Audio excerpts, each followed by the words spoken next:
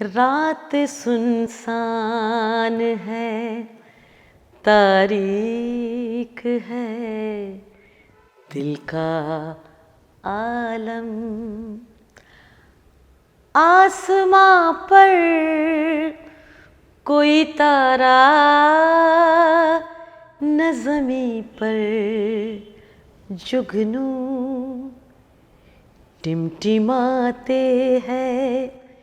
मेरी तरसी हुई आँखों में कुछ दिए, तुम जिन्हें देखोगे तो कहोगे आंसू। मसर्रत पर रवाज़ों का सख्त पहरा है, न जाने कौन सी उम्मीद पर दिल ठहरा है। तेरी आँखों में छलकते हुए इस गम की कसम, ए दोस्त दर्द का रिश्ता बहुत ही गहरा है। मीना कुमारी और दर्द का रिश्ता इतना गहरा रहा जैसे कि नदी और मौज का। मीना कुमारी की ज़िंदगी में जब भी लहर उठी तो एक दर्द लेकर के उठी, या यूँ कह लो कि मीना कुमारी के लिए सारी लहरें दर्द की लहरें बन जाती थी। मीना कुमारी शायद बहुत ही ज़्यादा आशावान लड़की थी, क्योंकि ज़िंदगी बहुत कम उम्र से ही उसका इम्तिहान लेने लगी। 3 साल की महजबी स्टूडियो में खड़ी हो गई, मेकअप लगा लिया, कैमरा ऑन कर दिया गया और उसे वो सब बोलना पड़ा जो उसकी ज़िंदगी में नहीं घट रहा था। उसे वो बनना पड़ा जो वो नहीं थी। कहते हैं कि आपका कैरेक्टर, आपका चरित्र, आपकी मनोदशा आपके बचपन में तैयार हो जाती है। मीना कुमारी के बचपन में लाइट, साउंड, कैमरा और एक्शन तैयार हुआ।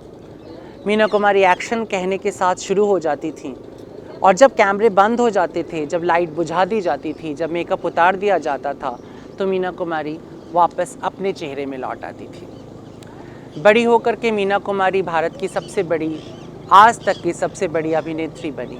लोकप्रियता में, नाम में, अभिनय में, पैसे में, हर चीज़ में।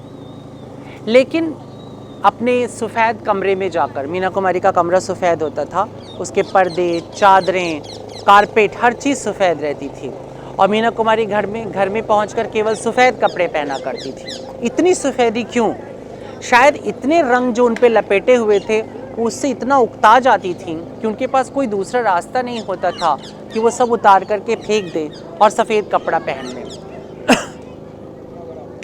इसलिए शायद कभी मीना कुमारी ने कहा था, ये कैसा नूर है राख का सा रंग पहने, बर्फ़ की लाश है लावे का सा बदन पहने, गूंगी चाहत है रुसवाई का कफन पहने, हर एक कतरा मुक़द्दस है मैले आंसू का, एक हजूम अपाहज है आबे कौसर पर, हर एक मोड़ पर बस 2 ही नाम मिलते हैं, मौत कह लो जो मोहब्बत नहीं कहने पाओ, मौत कह लो जो मोहब्बत नहीं कहने पाओ।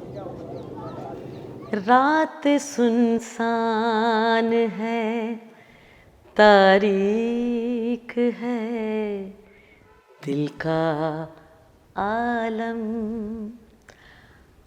आसमां पर कोई तारा